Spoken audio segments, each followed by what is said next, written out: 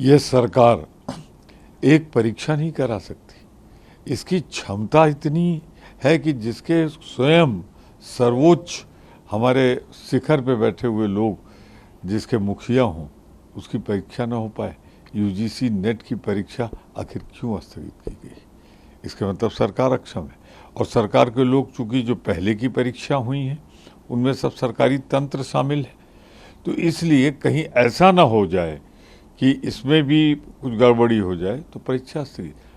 वहाँ पे लीक करा के पेपर छात्रों के भविष्य से खिलवाड़ किया गया और यहाँ इसको स्थगित करके छात्रों के भविष्य के साथ खिलवाड़ किया जा रहा है। ये सरकार पूरी तरह छात्रों और युवाओं के हित को रक्षा करने में असमर्थ है।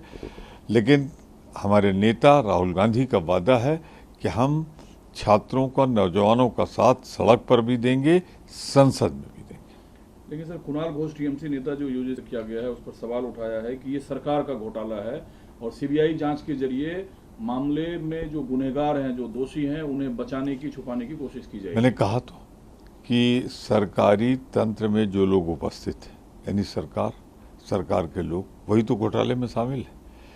तो उनको बचाने के लिए तो सीबीआई जांच करा रही, और उनको बचाने के लिए नहीं, कर्मचारियों को जो सर्वोच्च स्तर पर बैठे हुए हैं उनको बचाने के लिए सीबीआई जांच की जा रही है।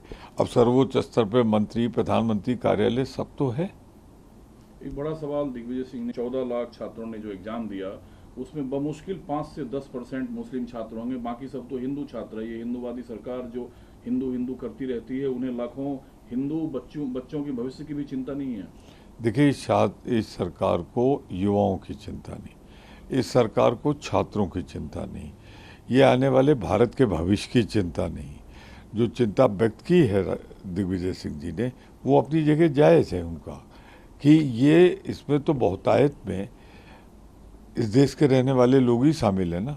तो सही बात तो ये भारत के युवाओं की चिंता नहीं है। सबसे बड़ी चिंता मुझे इस बात की।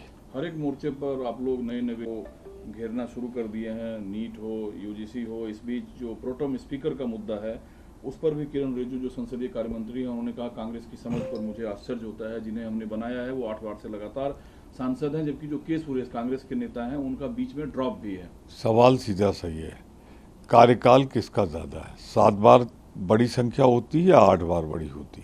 तो जो आप बना रहे हो मुश्किल से 2-3 दिन 4 दिन चलेगा। इनके पास कोई ऐसा शक्ति नहीं होती। सरकार इतना डरी हुई क्यों, घबराई हुई क्यों है? लोकतंत्र में विश्वास क्यों नहीं करती? परंपराओं पे क्यों नहीं चलती? तानाशाही के रास्ते पे क्यों चल रही? 8 बार के निर्वाचित हमारे सुरेश जी हैं और 7 बार के निर्वाचित भातृहरि जी हैं, तो 8 वाले को क्यों नहीं बनाया? इसका जवाब देंगे।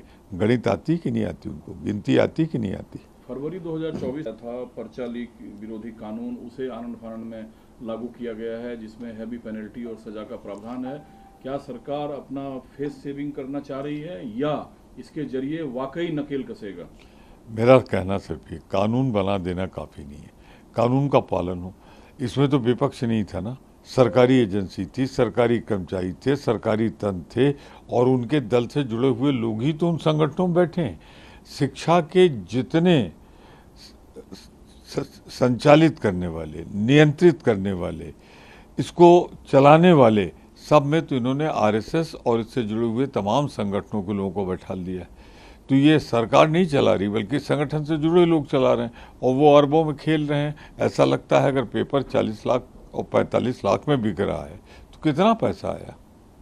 इस बीच मध्य प्रदेश सरकार ने सर राम और कृष्ण की उपलब्धियों को जो है वो स्कूली शिक्षा और उच्च शिक्षा के सिलेबस में शामिल किया जाएगा। कांग्रेस की इस पर क्या प्रतिक्रिया है? उनकी चुनी हुई सरकार है, जो वो करना चाहते हैं करें। लेकिन पुराने जो महापुरुष हैं, जो आज़ादी की लड़ाई में जुड़े रहे हैं, जिन्होंने इस देश की रक्षा में अपना योगदान दिया है, कम से कम उनको तो हटाएं तो ना उनका।